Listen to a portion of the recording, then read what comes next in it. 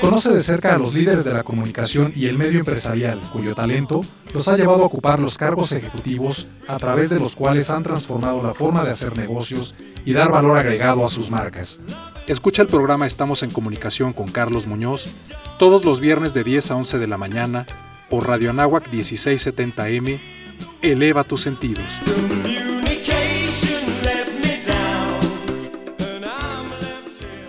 Me puse un saquito y todo. Alejandro Ramos Marín, ¿cómo estás? Te saludo con enorme gusto, un gran colega, muy conocido en el mundo de la comunicación, de la publicidad, gracias a tu programa Status, que si no me equivoco, Alex, y si es así, corrígeme, que se transmite los martes, al 5 a las 12, a partir de las 12. Así es, sí. Bueno, primero, antes que nada, te agradezco muchísimo tu tiempo. Sé que eres muy escuchado y muy visto por muchos lados. ¿Será? Yo siempre te agradezco a ti, antes que otra cosa, tu amistad, como siempre, pero cada vez que tenemos oportunidad, nos saludamos, nos entrevistamos o lo que sea. Y pues tú sabes que yo le tengo muchísimo aprecio a la Universidad de Anáhuac. Así es.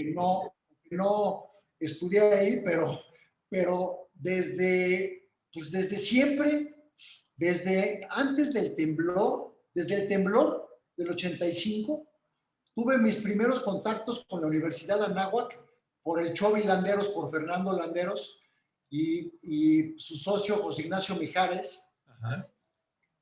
Y empezaron cuando el temblor del 85, empezaron a regalar despensas en el Hotel Fiesta Americana que estaba allí en Reforma. Y yo estaba haciendo un documental con Icarus para la NHK de Japón de lo que estaba pasando del temblor.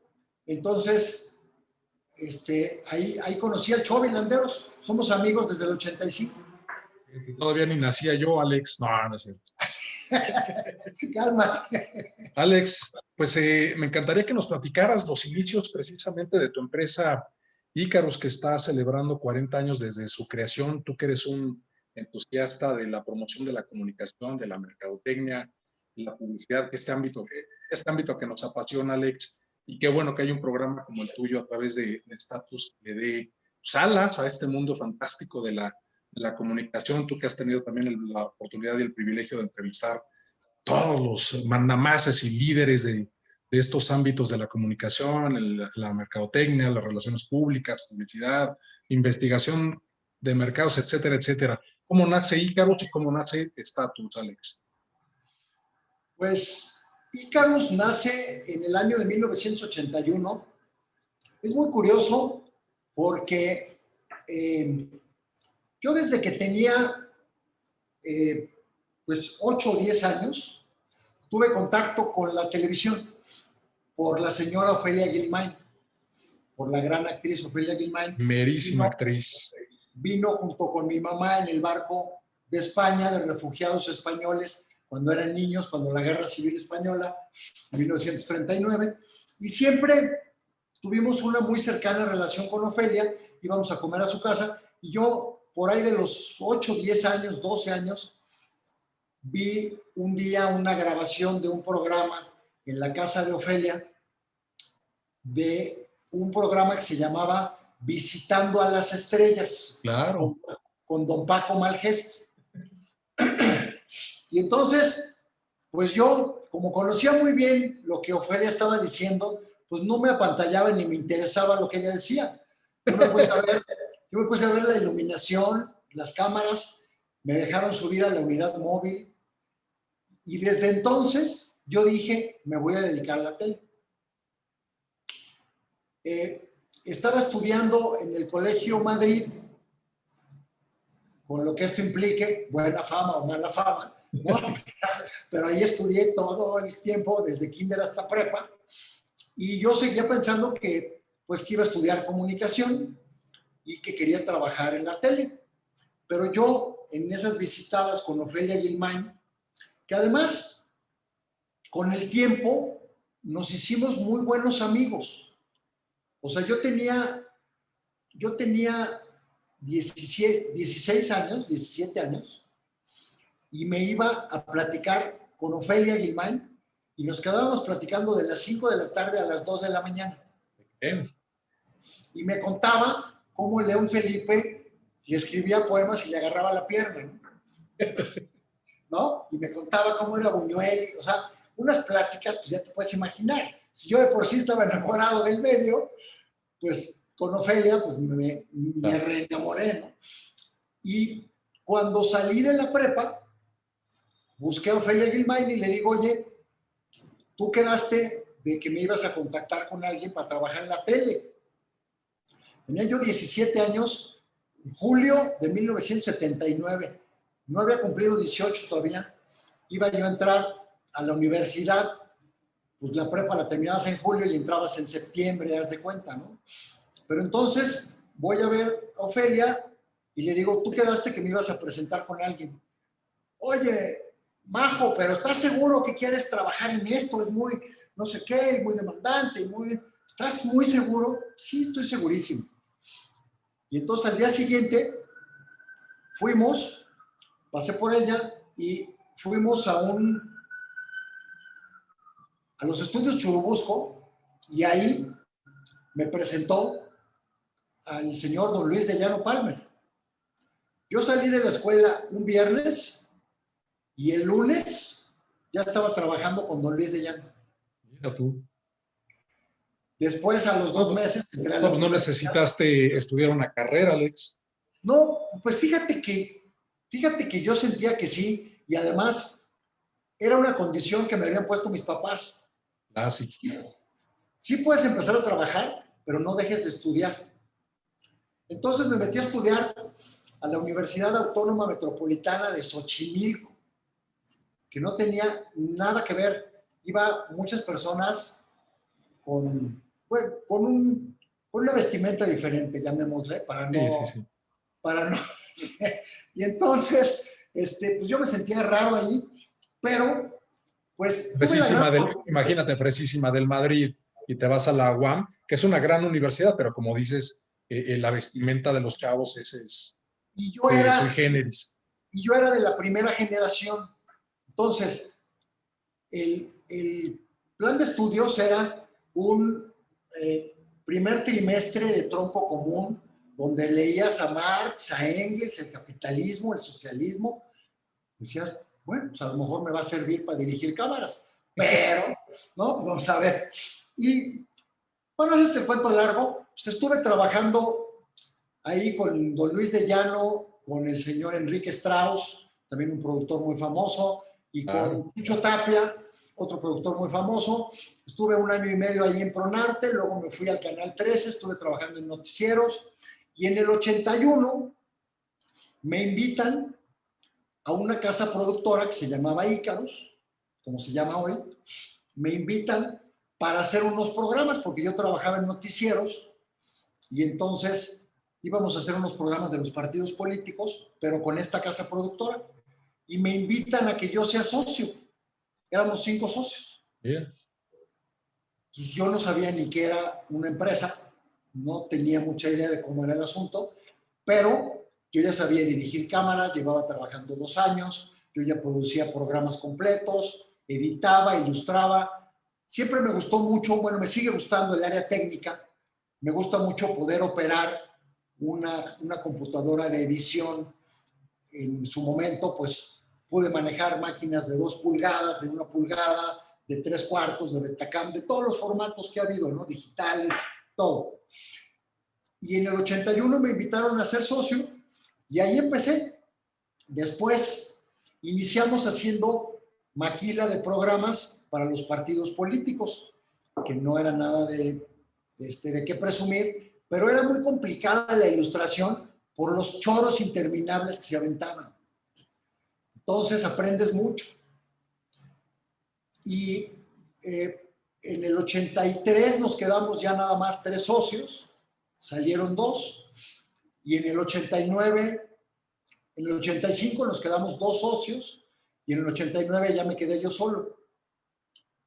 Pero todo ese tiempo que desde 1981 hasta el 90 más o menos, esos 9 años, yo trabajaba en Ícaros, era director de producción, tenía un socio que se encargaba de lo administrativo y tenía pues productores y tenía asistentes. Pero yo seguí trabajando en el Canal 13.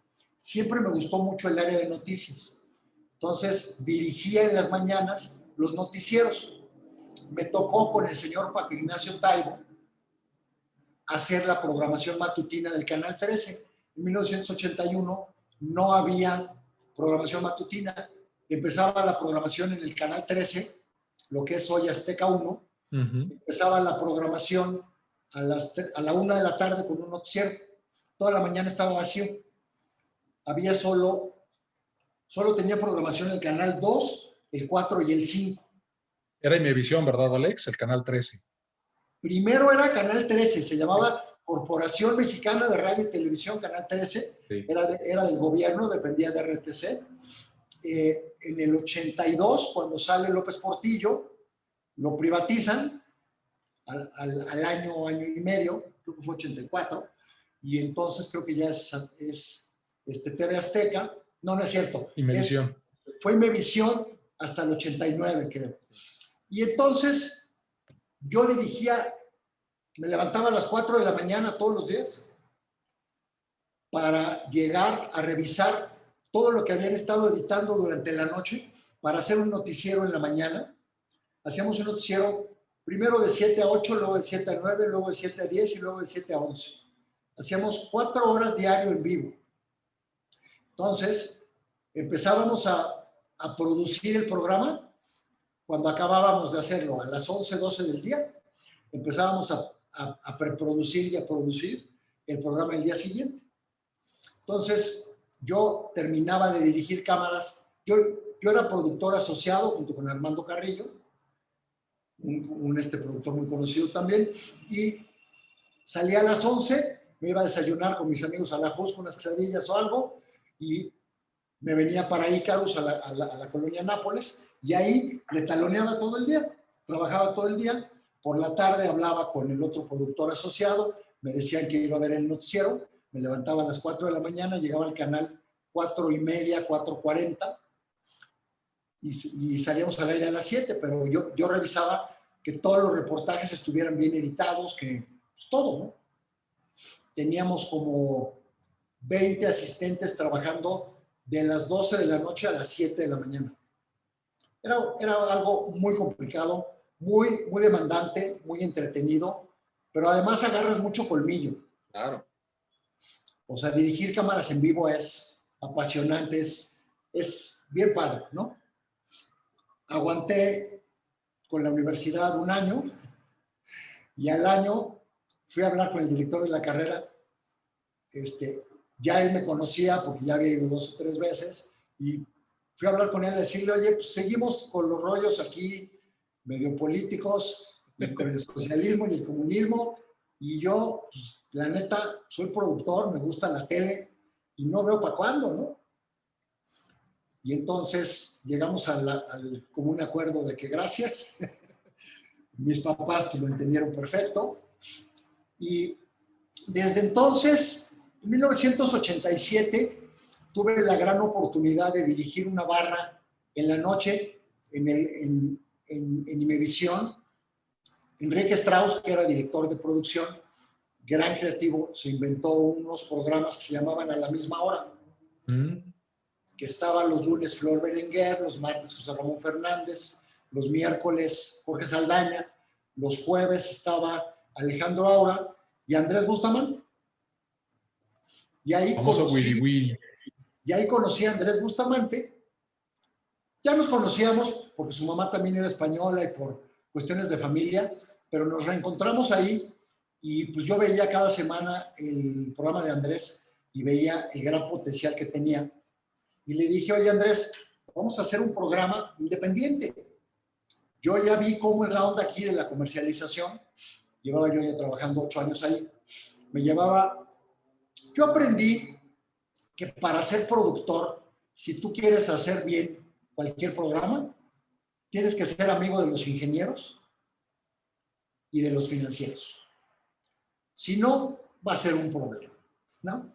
Si el área técnica no te apoya y si tú tienes la capacidad de que en lugar de que tengas 2 cámaras, tengas 4 y de que puedas pedir otros micrófonos y de que aprendas de iluminación y ese tipo de cosas, ayuda muchísimo. Pero luego es importantísimo la parte de comercialización. Entonces, había ahí una persona en el área comercial que se llamaba Mariano Hurtado, y le dije, oye, ¿por qué no? Era un modelo que se usaba en ese entonces, ¿por qué no me venden el tiempo aire en el canal 13, domingo, fíjate yo nada más que poquito pedía, domingo 7:30 de la noche, antes de Deporte B, véndanme esa media hora y tú con la comercialización me ayudas, me dices cómo comercializar. Y ahí aprendí. Nada más que vender a Andrés Bustamante, le pusimos Sin Tornillos. Sí, recuerdo. Se llamaba Sin Tornillos y lo pude comercializar bien, rápido. En 3 citas fui con Sonrix y les enseñé el demo que teníamos y en 15 minutos me dijeron, sí, ¿cuánto es? Aquí está el cheque por adelantado de 1 año. Mira. Bueno, o sea, es que también la genialidad de Andrés Bustamante era muy comercializable. Se inventaba, había que decirle, ya tranquilízate, Andrés, se inventaba 5 o 6 personajes cada semana, nuevos, diferentes. O le ponía variaciones al doctor Chunga, o al no sé quién, o al no sé cuántos. Nos divertíamos como locos, padrísimo, pero además, desde esa época, desde el 87, en Icarus, nos convertimos en una casa productora independiente. ¿Por qué? Porque diseñábamos, desde entonces diseñamos, producimos y comercializamos series de televisión.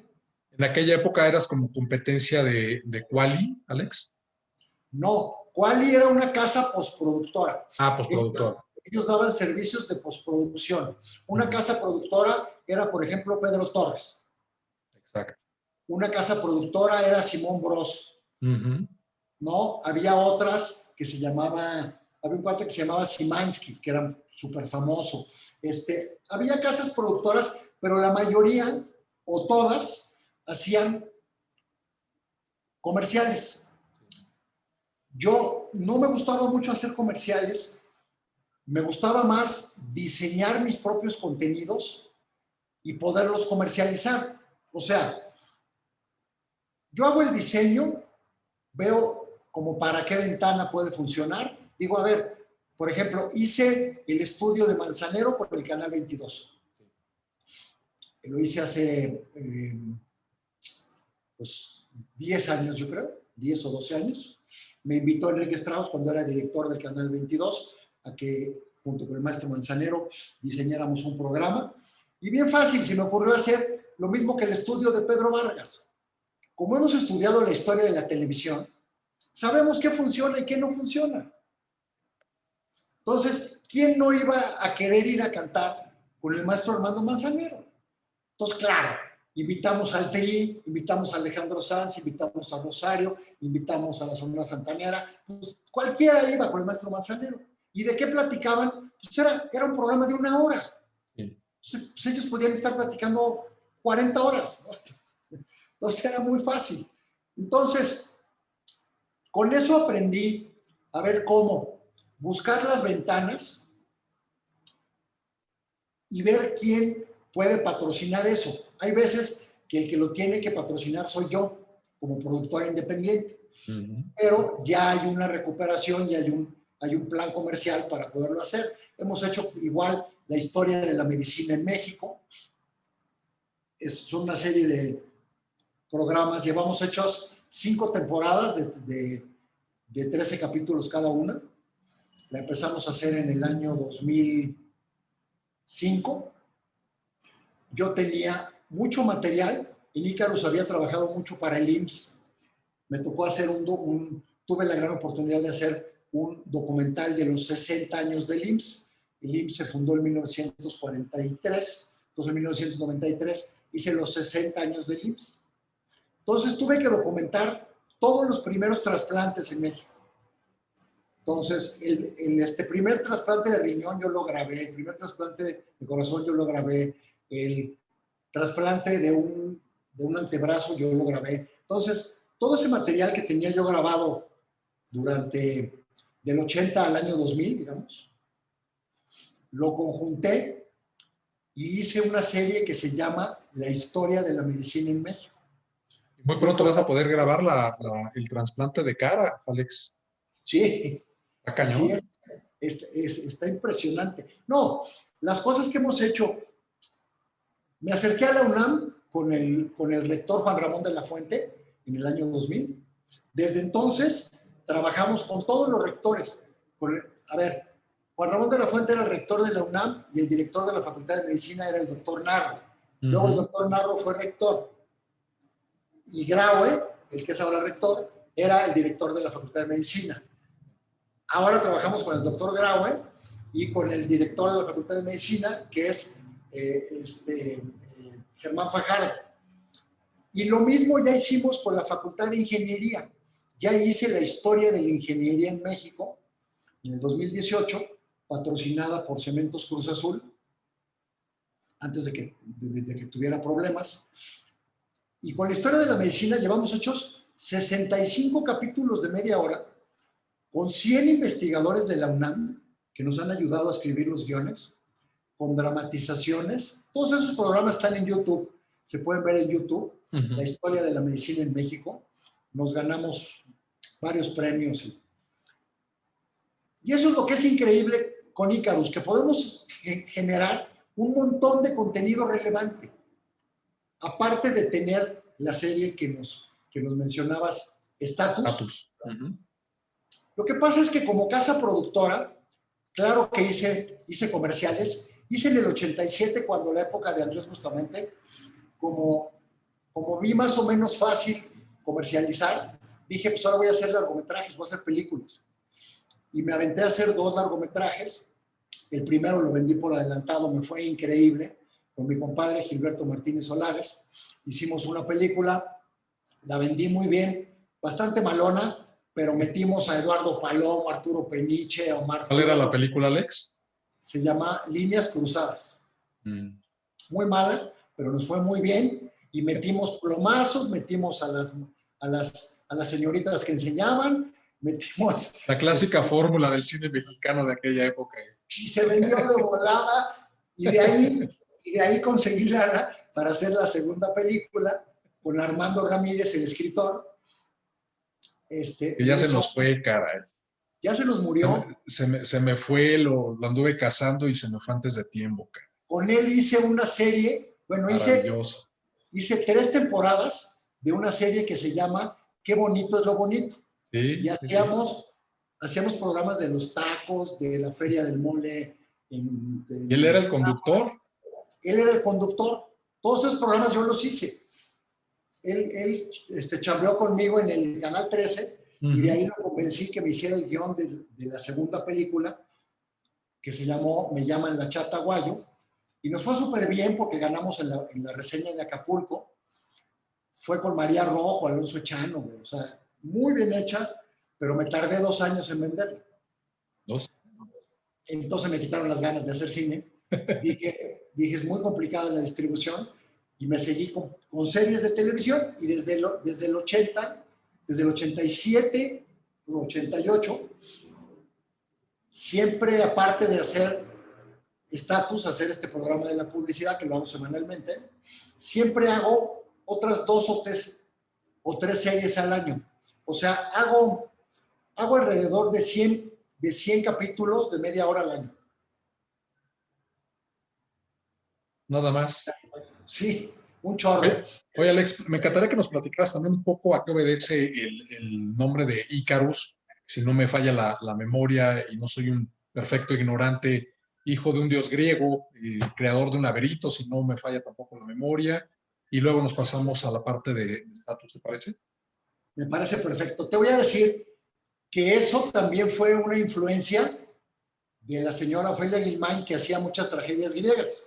¿Te acuerdas que hacía las obras de teatro de Lisístrata y de no sé quién? Y, bueno, así era la casa de Ofelia. Para pedirle un té a la muchacha que le ayudaba, era como un drama y todo era actuado, ¿no? Todo era muy actuado. Y a mi mamá le gustaba mucho también la onda de la literatura griega. Y entonces, a la hora que me invitan a ser socios, buscamos el nombre de Icarus, que es hijo de Dédalo, De Dédalo. Un dios de la mitología griega, que le dijo a su hijo que le iba a poner alas pegadas con cera, pero que no volara muy alto, muy cerca del sol, porque se iba a ir a pique, ¿no?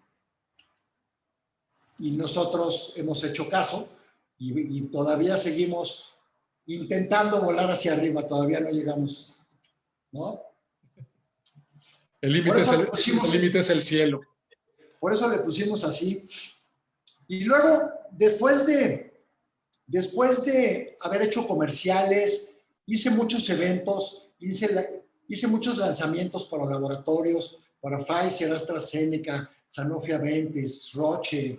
Hice muchos eventos porque me gustaba mucho la producción, hacía cosas grandes, espectaculares. Era la época de los audiovisuales y de los rayos láser, ¿no? De la empresa de Jack Mizrachi, de Mundo Audiovisual y de Audiencias Cautivas, que yo fui socio de ellos. Audiencias Cautivas.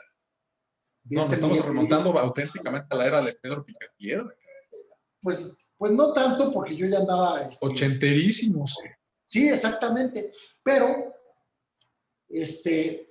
por ahí del 96, yo seguía haciendo programas. Tuve que ver con los inicios del Canal 34 en el Estado de México, TV Mexiquense. Les desarrollé toda la parte de noticias. Siempre que surge algún canal, por lo regular me relaciono con él y sigo trabajando con ellos. He trabajado para el Canal 4, el 5, he trabajado para el Canal 11, para el 22, para el 14, para el 40, para el 34. Y en el 96 va a surgir este CNI, Canal 40, un canal independiente de Javier Moreno Valle. El director era Héctor Cabalceta, uno que había sido futbolista, el Cabo Cabalceta. Tenía su torre de transmisión, si no me falla la memoria tampoco, Alex, allá en el Cerro del Chiquihuiti. Ahí sigue transmitiendo Canal 40. Ahí sigue estando el transmisor. Pero entonces nos invitan desde cero, desde la creación, desde la programación, nos invita Ciro Gómez Leiva a un amigo que se llama Jordi Arenas, creativo, y a mí. Nos invitan para ver cómo vemos la barra programática, sobre todo yo con la experiencia que había tenido de llevar ya trabajando pues, casi 20 años en la tele. Y se nos ocurre hacer un programa de publicidad, porque no tenía comercialización el Canal 40. Era muy difícil conseguir la comercialización. Entonces, a Jordi Arenas y a mí se nos ocurrió hacer un programa que se llamaba 17.65 Publicidad. 17.65 era la comisión de agencia que cobraban las agencias de publicidad como McCann Erickson, DDB, Walter Thompson. Me acuerdo, perfecto. Eso nos lo enseñaron en la náhuatl, Exacto, era el 15%, era el 15% de comisión más el IVA, que era el 15%, entonces te da el 17.65. Así es. Nos dijeron, pero ¿quién va a entender eso? No importa, le ponemos de apellido 1765 publicidad. Claro, y ahí empezamos.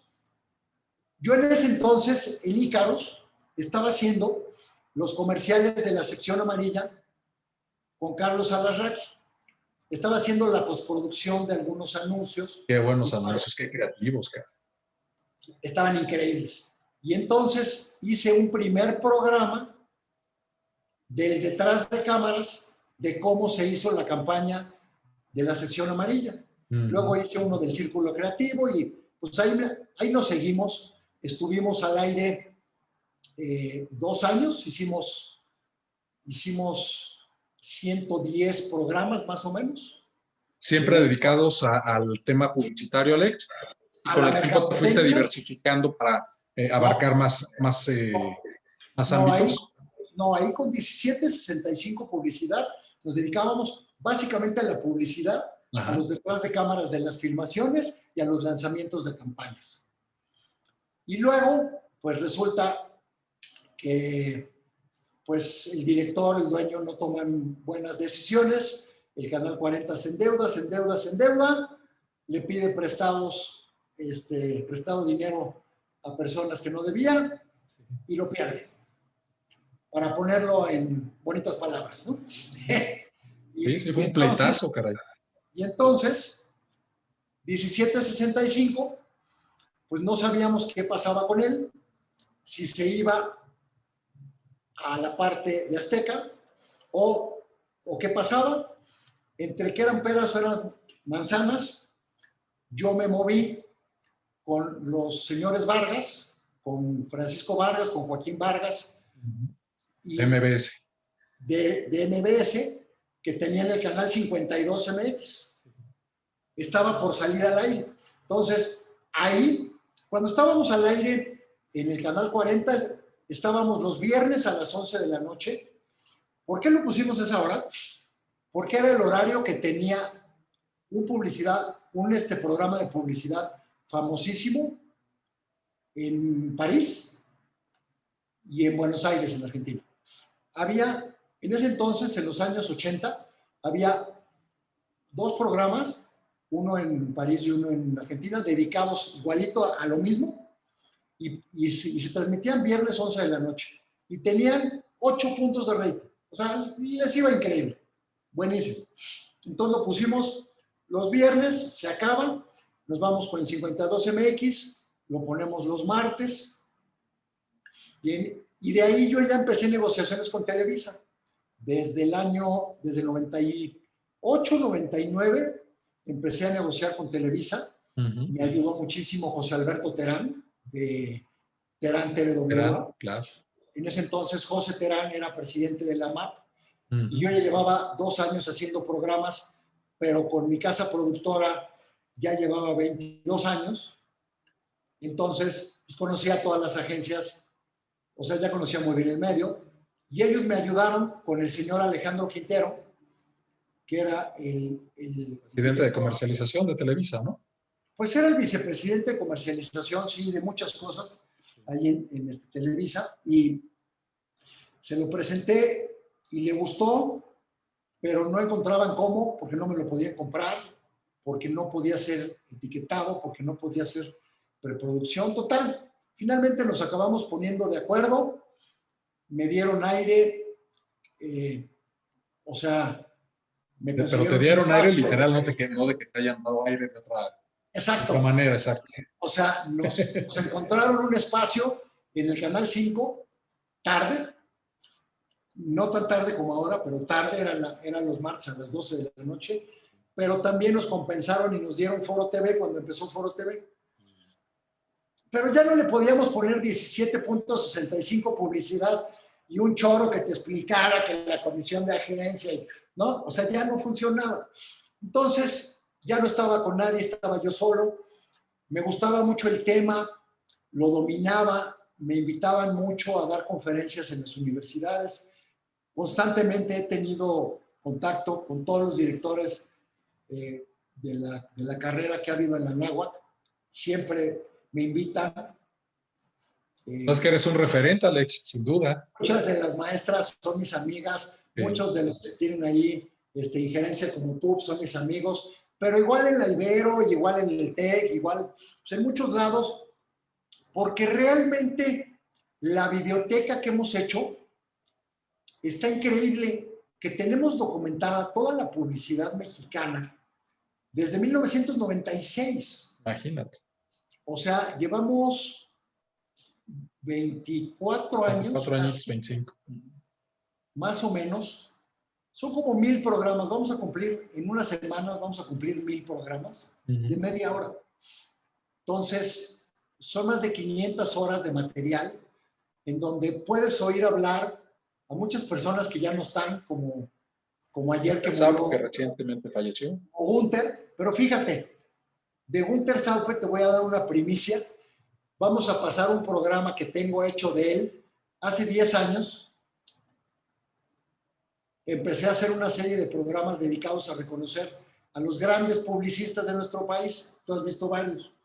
Hice uno de Gunther hace 10 años. Ahí lo tengo, lo voy a retransmitir el siguiente martes en homenaje a Gunther, que además de ser una gran persona, gran amigo, pues fue un gran maestro, le aprendes un Claro. montón, ¿no? Con el paso de los años, Para la gente que no sepa, Gunther era presidente honorario de Lowe, ¿no? pues él trajo a México Lowe Partners. Primero trajo a Mirati Puris Lintas. Sí, exacto. Luego Lowe Lintas.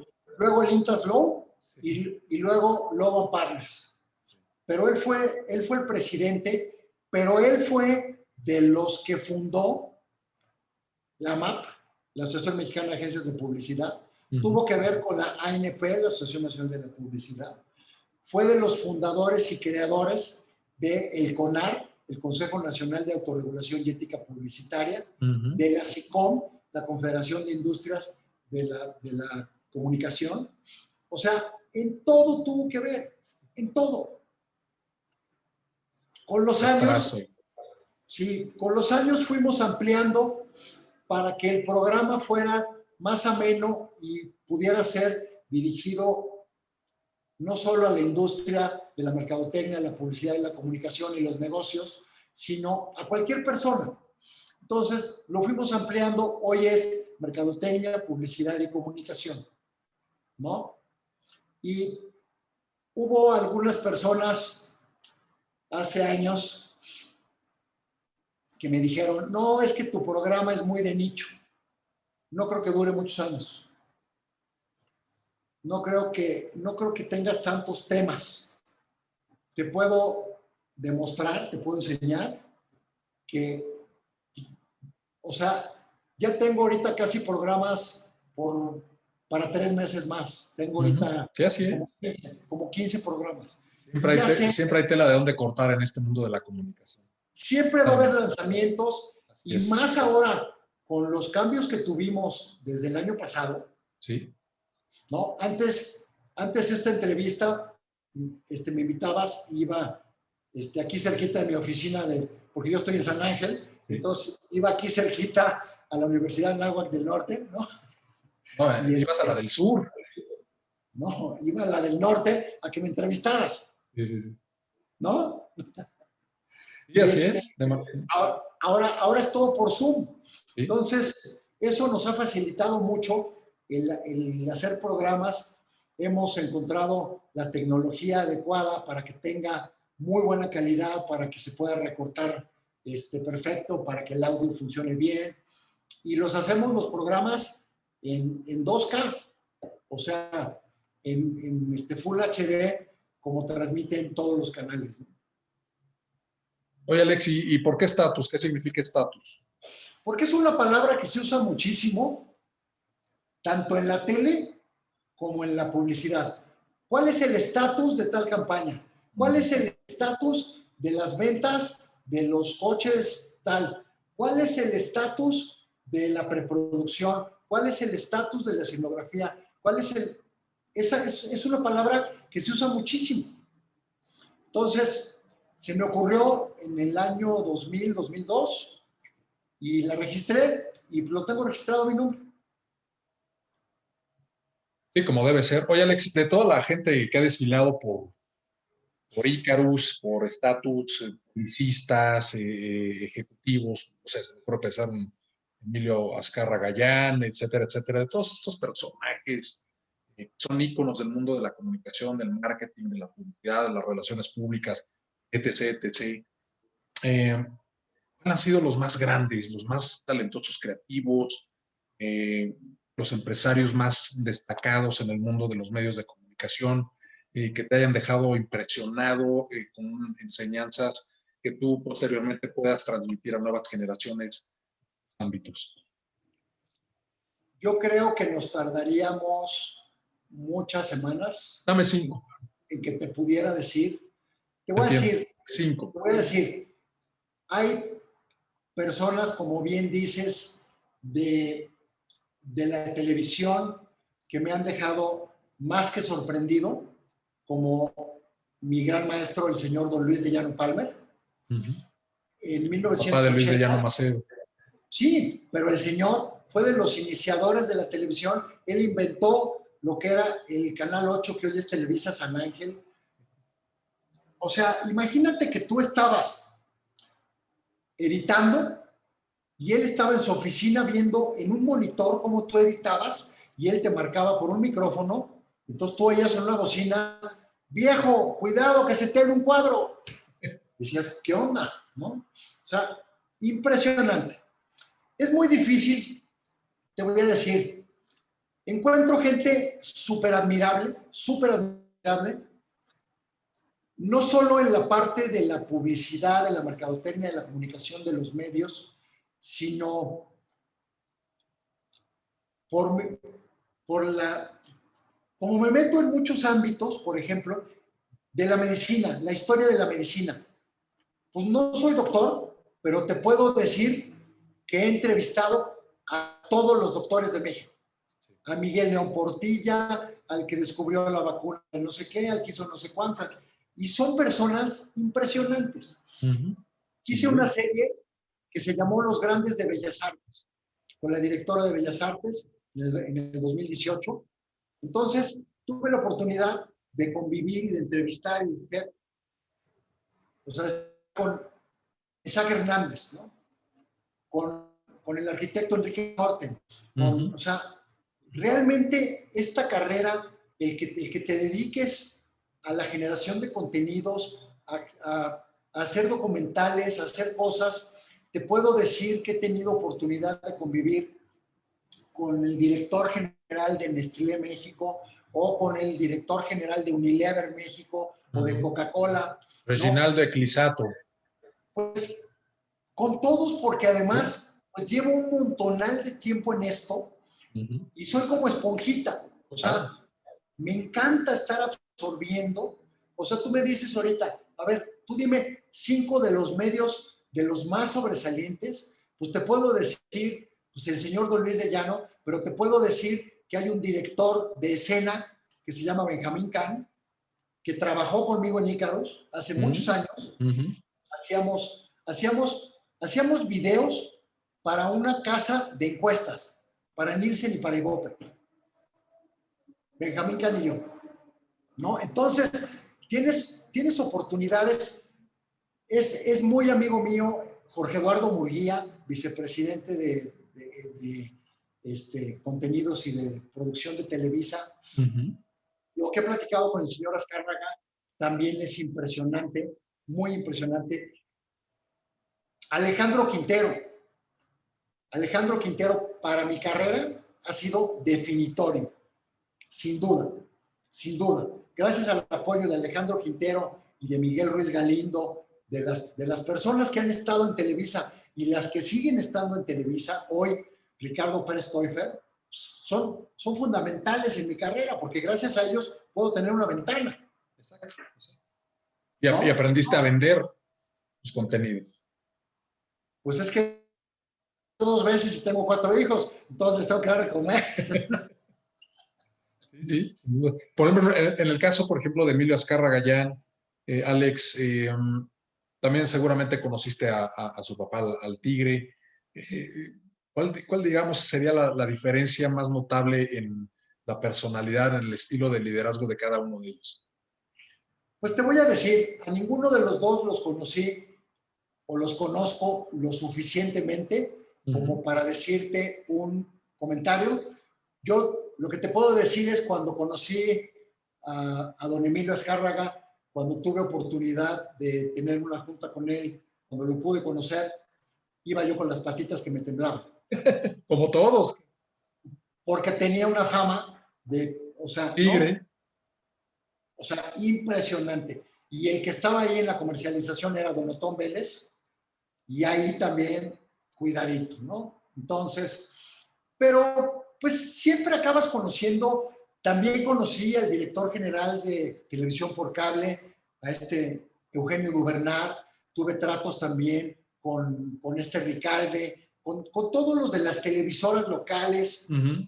Siempre aprendes, yo creo. Siempre puedes aprender. Creo que nunca acabas de aprender. Todo el tiempo puedes seguir aprendiendo y los puedes poner en práctica a los 3 días. O sea, realmente creo que hay que irse renovando. El 2020 sin duda ha sido de muchos aprendizajes, una situación muy complicada por la cuestión, primero, el cambio de gobierno ha sido complicado, las nuevas medidas para los productores independientes ha sido muy complicado, y después, sumado con la pandemia, pues ha estado mucho más complicado, ¿no? Pero yo siempre pienso, hemos salido, pues yo con Icarus hemos salido de la crisis del 82, del crack de la bolsa del 85. Cuando el 85 yo acababa de comprar, en ese entonces nos aventamos, como el Borras, a comprar 4 cámaras de $40,000. Imagínate, $40,000 de aquella época. Y de un día para otro se fue al doble. Entonces, si hemos logrado salir de todos esos cambios. El error del 94. Desde el 94, luego del error de diciembre, luego del, ¿no? Sí, sí, sí. Cuando el 94 yo estaba cubriendo la campaña del licenciado Colosio, cuando todo el desastre ese, ¿no? Sí. Entonces, si nos hemos logrado reinventar, pues yo creo que podremos una vez más, ¿no? Oye, Alex, ¿y cómo ha ido evolucionando rápidamente? Se nos agota el tiempo, tristemente. ¿Cómo ha ido evolucionando el tema de los contenidos? Tú sabes mejor que nadie que el contenido es el rey, hoy quizá más que nunca, en la parte análoga, digital, etcétera, que ya estamos más digitalizados que nada. ¿Cómo ha sido esta evolución, estos cambios, la calidad en los contenidos? A mí me parece que tú eres increíblemente privilegiado y afortunado porque conociste a los grandes, a los pioneros de la televisión y de la mayoría de los medios en nuestro país. ¿Cómo ves la cantidad de los contenidos actuales en todas las plataformas, en los medios tradicionales, impresos, etcétera, versus los medios tradicionales que nosotros conocimos la década de los 70, 80, 90?